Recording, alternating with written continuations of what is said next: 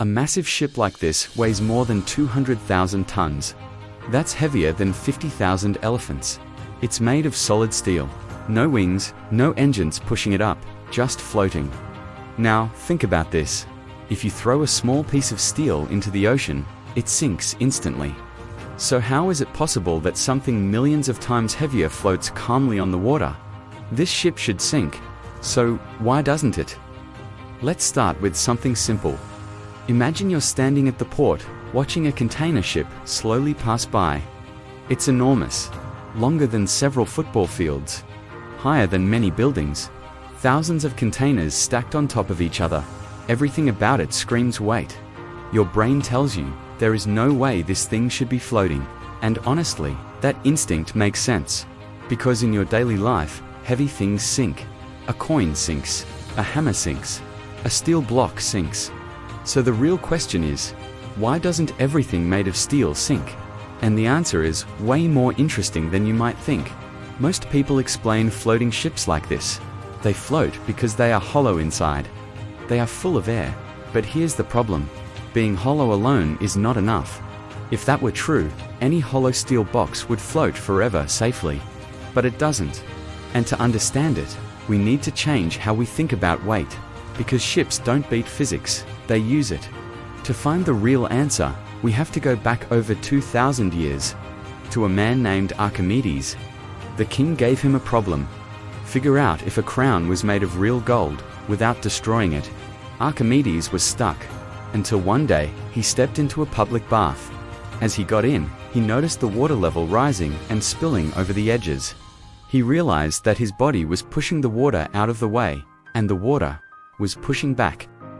This is called displacement. When you place an object in water, it pushes water out of the way to make room for itself. Let me show you how ships use this.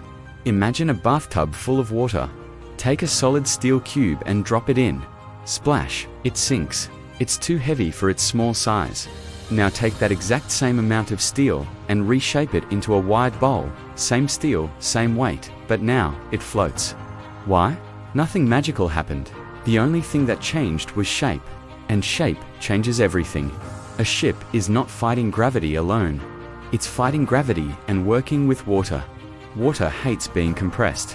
When the ship's massive hull pushes down into the ocean, it forces millions of gallons of water out of the way. And that water wants to return to where it was. So it pushes back up against the bottom of the ship. Think of it like snow. If you walk on snow with normal shoes, all your weight is in a small spot, you sink. But if you wear snowshoes, you float on top. You didn't become lighter. You just spread your weight over a larger area. But wait, if a ship is carrying 20,000 heavy containers stacked high, why doesn't a strong wave just flip it over? It looks top-heavy. This is where the hidden magic of engineering comes in. Center of gravity. Engineers hide immense weight at the very bottom of the ship, under the water.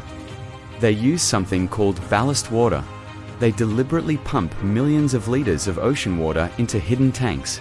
This anchors the ship down, pulling its center of gravity lower. If you look closely at the side of any ship, you will see this weird symbol. It's called the Plimsoll line. If the water reaches that line, the ship is perfectly balanced. If it goes above, the balance breaks, the ship will sink. Now here's where it gets really cool. Submarines are made of steel too, but they can choose whether to float or sink. They control how much water they let inside their outer hull. When they take in water, they become heavier. Gravity wins, they sink. When they want to rise again, they use high-pressure air to blast that water out. This is pure engineering control. Ships float because they are shaped to displace huge amounts of water. A ship doesn't cheat physics, it uses it intelligently. Engineering is not about brute force. It's about understanding the rules of the world. And that's why engineering often looks like magic.